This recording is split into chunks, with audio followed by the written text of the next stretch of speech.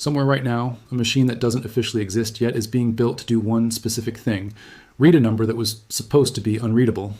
That number is your private key. And in March of 2026, Google's own quantum research team published a paper that cut the size of that machine by a factor of 20, not in some far-off theoretical future. In a real, peer-scrutinized document, with real authors from Google, Stanford, and the Ethereum Foundation sitting on Google's own servers right now. If you own Bitcoin, Ethereum, or almost any major cryptocurrency, the math that protects your coins just got a lot less scary to break. This is not a doomsday video.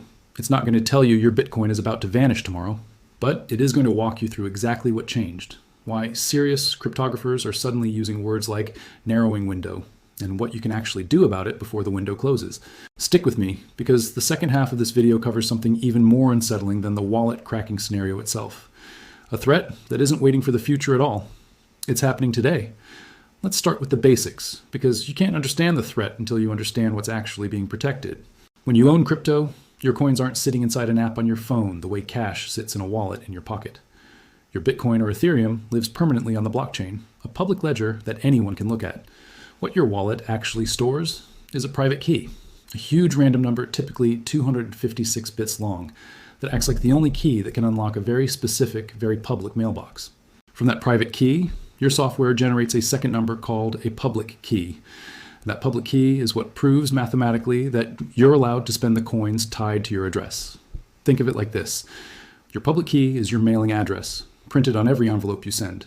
Your private key is the physical key to your mailbox. Anyone can see the address. Nobody is supposed to be able to work backward from the address to the key. That one-way relationship, easy to go forward, essentially impossible to go backward, is the entire foundation of crypto security. And it's exactly what quantum computers are built to attack. The math behind that one-way relationship is called elliptic-curve cryptography, specifically a curve known as SE-CK256K1. It's the same curve underneath Bitcoin's ECDSA and Shor signatures, and a close cousin protects Ethereum too. For a normal computer, reversing that math, going from public key back to private key, would take longer than the current age of the universe, even with every computer on Earth working together. That's not an exaggeration. It's just how exponential math works. But quantum computers don't attack the problem the same way classical computers do. In 1994, a mathematician named Peter Shor published an algorithm that, in theory, lets a sufficiently powerful quantum computer solve exactly this kind of problem in a reasonable amount of time. For 30 years, Shor's algorithm was mostly a theoretical curiosity because nobody could build hardware anywhere close to powerful enough to run it against real-world cryptography. That comfortable distance is what just got a lot shorter. On March 30th, 2026, Google Quantum AI released a 57-page paper co-authored with researchers from Stanford University and notably the Ethereum Foundation. The paper's title is almost clinical: Securing Elliptic-Curve Cryptocurrencies Against Quantum Vulnerabilities. But the number inside it is not clinical at all. The previous best estimate for breaking this exact type of cryptography, published back in 2023 by a researcher named Litinsky, put the requirement at around 9 million physical qubits. Google's new paper brought that number down to fewer than 500,000, roughly a 20-fold reduction, using two optimized versions of Shor's algorithm, one needing under 1,200 logical qubits and 90 million logic gates, the other under 1,450 logical qubits and 70 million gates. And here's the detail that made cryptographers sit up straight. On a superconducting quantum architecture, similar to the kind Google is already building, the paper estimates that once that hardware exists, the actual attack could run in a matter of minutes. Not days, not weeks, minutes. If that number holds up, and there's real reason to think it will keep shrinking rather than growing, then the machine capable of doing this is a lot closer to being buildable than almost anyone in crypto assumed just 2 years ago. But before you close every app and move your coins into a hole in your backyard, here's the part almost nobody mentions in the panicked headlines. None of this hardware exists yet. Today, the most advanced superconducting quantum processors, including IBM's own machines, sit somewhere around 1,100 to 1,200 qubits. And those are raw, error-prone physical qubits, not the stable, error-corrected logical qubits the Google paper is talking about. Going from where we are today to 500,000 fault-tolerant physical qubits is not like adding a few more processors to a server rack. It requires breakthroughs in error correction, in qubit stability, and in a dozen engineering problems that haven't been solved even in laboratories. A panel of 6 cryptographers convened by Coinbase in April of 2026 put it plainly: a quantum computer capable of this attack will eventually be built, but it remains, in their words, at least 2 major engineering leaps away.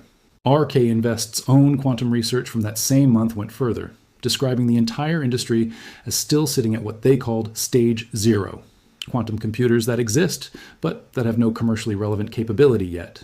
So which is it? Is Q-Day, the day a quantum computer can actually break crypto wallets, 5 years away or 20? Here's where I have to be honest with you. Experts genuinely disagree, and anyone giving you a confident single date is guessing. The Global Risk Institute's most cited industry survey puts the odds at roughly 50% that a capable machine exists by 2034. Some hardware roadmaps say 500,000 fault-tolerant qubits won't arrive before the early 2030s. Others, especially teams working on neutral atom architectures rather than superconducting ones, think it could happen sooner. And that detail about neutral atoms is not a small footnote.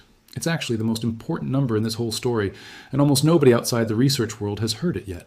Because while Google was calculating superconducting qubit requirements, a separate team at Caltech, working alongside a company called Oratomic, published results using a completely different kind of quantum hardware, neutral atom processors.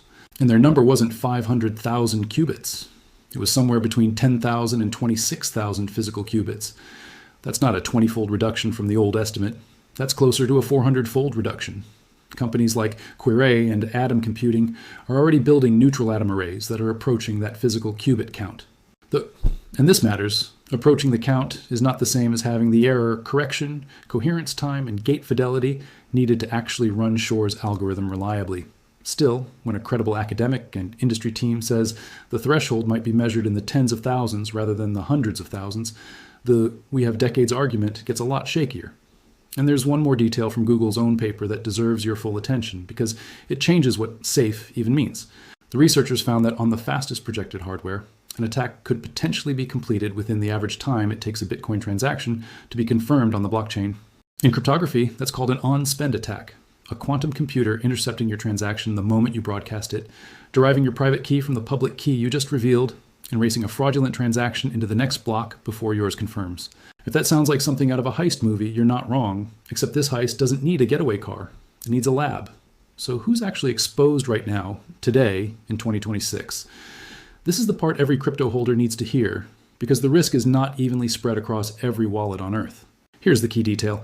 Your public key isn't actually visible to the world just because you own crypto.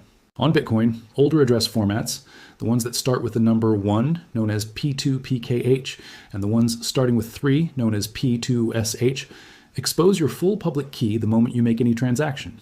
And if you reuse that same address afterward, that exposed public key just sits there in plain sight on the blockchain, forever waiting. Newer address formats, the ones starting with BC1, known as native SegWit and Taproot, only reveal your public key at the exact moment you spend. And modern wallet software generates a brand new address for every transaction, so the exposure never repeats. In practical terms, that means an old wallet you haven't touched since 2013, sitting on a legacy address with your public key already published, is sitting in what one industry researcher bluntly called a storefront window. A wallet using modern Taproot addresses, never reused, is a much harder target. Not immune, but meaningfully safer. Ethereum has its own version of this problem, and honestly, it's arguably worse. Ethereum's account model directly and permanently associates every address with its public key from the moment the account is created, which is a structural difference from Bitcoin that the Ethereum Foundation itself has acknowledged as a serious long-term vulnerability. And this is exactly why, in 2026, the Ethereum Foundation didn't just write a blog post about it. They formed an entire dedicated internal team called the Post-Quantum Team, and Ethereum co-founder Vitalik Buterin publicly identified 4 specific areas of exposure: validator signatures, data availability, everyday wallet signatures, and certain zero-knowledge proofs, suggesting a move toward hash-based signature schemes as one of the safer long-term paths forward. But here's where the story takes a turn that should genuinely concern you, because knowing about a problem and fixing it are 2 very different things. On the Bitcoin side, a proposal called BIP 360 exists specifically to introduce post-quantum safe address formats. As of April 2026, it remains in draft status, with no activation mechanism even proposed yet, meaning it's an idea on paper, not a plan with a launch date. On the Ethereum side, the post-quantum roadmap published on the Ethereum Foundation's own site does include Winternit's one-time signatures and Stark-based authentication as long-term solutions. But, and this is the uncomfortable part, those upgrades are currently filed under what Ethereum's roadmap calls the splurge, which is, quite literally, the lowest priority category in their entire development framework. In other words, the team that identified the danger has not yet made fixing it an urgent priority. That gap between the technical warning and the organizational response is exactly the kind of thing that keeps cryptographers awake at night. And it's exactly why some of them are starting to speak up publicly rather than waiting quietly for the roadmap to catch up. Not every part of the industry is standing still, though. Zcash and several Bitcoin Layer 2 projects, including BitVM-based sidechains, have already begun adopting a technology called Starks, a form of zero-knowledge proof that's naturally resistant to quantum attacks because it relies on hash functions rather than the elliptic-curve math that Shor's algorithm targets. And hardware wallet makers are watching closely, too. Devices from companies like Ledger and Trezor will eventually need firmware and app updates to support post-quantum signatures once blockchain networks themselves adopt the new standards, though that update can't happen until the underlying chains move first. Now here's the twist I promised you earlier, and it's arguably the part of this story that deserves more attention than the headline-grabbing quantum breaks Bitcoin scenario. Because while everyone is debating whether wallet keys will be crackable in 5 years or 20, a different kind of quantum threat isn't waiting for anything. It's called harvest now, decrypt later, and multiple security researchers reporting in May of 2026 described it as, in their words, potentially a bigger risk to the financial system than wallet keys themselves. The idea is simple and honestly a little chilling. Adversaries don't need a working quantum computer today to benefit from one in the future. They just need to copy and store encrypted data now. Interbank messages, payment records, digital signatures, moving between financial institutions, and sit on it. The encryption looks unbreakable today, but if a capable quantum computer arrives, in 10 or 15 years, all of that harvested data becomes readable retroactively. Google and Citi have both begun modeling this risk on what one report described as aggressive timelines, meaning they're not treating this as a distant hypothetical, they're treating it as something already happening in the background of the internet right now while you watch this video. This is also exactly why the United States government stopped treating this as a research topic and started treating it as a deadline. NIST, the federal agency responsible for cryptographic standards, finalized its first 3 post-quantum cryptography standards back in August of 2024, FIPS 203, 204, and 205, covering key exchange and 2 different types of digital signatures, one lattice-based and one built on hash functions as a conservative backup. Those standards sat there for almost 2 years as guidance. Then, in June of 2026, a federal executive order turned that guidance into an actual schedule, moving up the government's original 2035 target by 4 to 5 years. Federal agencies now have to complete a cryptographic migration pilot by 2027, transition their most sensitive systems to quantum-safe key exchange by 2030, and finish migrating digital signatures by 2031. Federal contractors are on the hook too, with a parallel December 2030 deadline written directly into acquisition rules.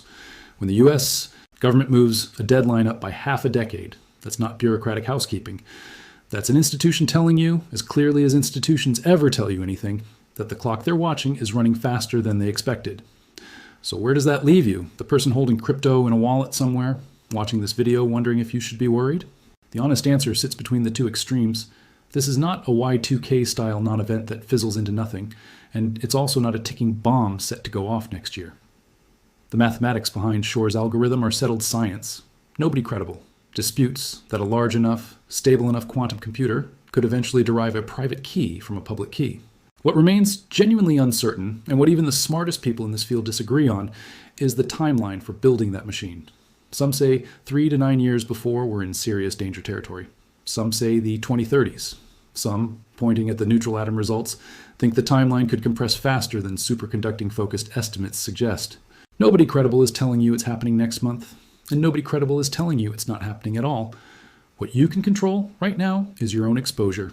If you're holding Bitcoin in an old legacy address that starts with 1 or 3, and especially if you've reused that address for multiple transactions, your public key may already be sitting exposed on the blockchain. Moving those funds to a modern native SegWit or taproot address and avoiding address reuse going forward meaningfully reduces the specific on-spend style risk we talked about earlier. It doesn't make you quantum proof because no wallet on any current blockchain is truly quantum proof yet, but it closes the door that's currently standing wide open. Keeping an eye on when your hardware wallet manufacturer and your blockchain of choice roll out post-quantum signature support, and updating promptly when they do, is the single most useful thing an everyday holder can do between now and whenever Q-Day actually arrives. If this kind of deep, sourced breakdown of what's actually happening in crypto security is useful to you, hitting subscribe means you won't miss it when Bitcoin's post-quantum proposal finally gets an activation date, or when Ethereum's splurge priorities inevitably move up the list, because based on everything we just walked through, they will have to. there's a strange kind of comfort hidden inside an uncomfortable story like this one. For 15 years, crypto's entire security model rested on a bet that nobody could ever build a machine to break its math. That bet was never permanent. It was always a countdown, just one that ran so slowly nobody bothered watching the clock. What changed in 2026 isn't that the countdown started. It's that we can finally see the numbers on it clearly enough to read them. Google didn't build the machine that breaks your wallet. They handed the entire industry a blueprint of exactly how close that machine already is and exactly how much runway is left to fix the door before someone tries the handle. That's not a reason to panic. It's the only reason anyone ever gets to prepare in time. If you found this useful, drop a like so more people can see the actual research instead of the fear-mongering headlines, and I'll see you in the next one.